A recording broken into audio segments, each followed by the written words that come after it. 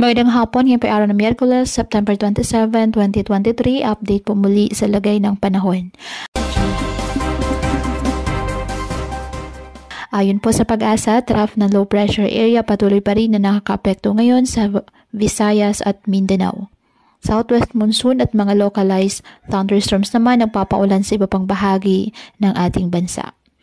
Ang nasabing LPA ayon sa Pag-asa, may tsansang pumasok ng ating PAR, posible po ngayong araw, ngunit medyo maliit pa naman po ang tsansa nito na lumakas bilang bagyo.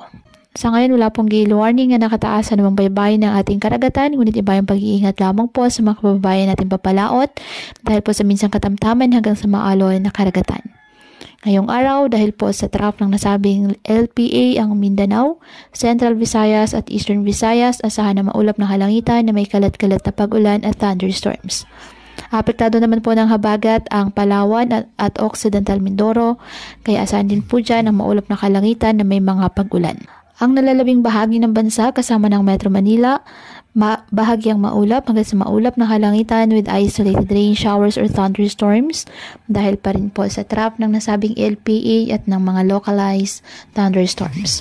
Kaya pinapayuhan ng ating mga kababayan na maging maingat po sa mga posibilidad ng pagbaha at pagguho ng lupa, lalo na po kapag may malalakas na ulan, at ugaliin na magdala palagi ng payong o kahit anong panangga sa ulan o kahit naman sa init ng araw kapag lalabas po ng ating mga tahanan.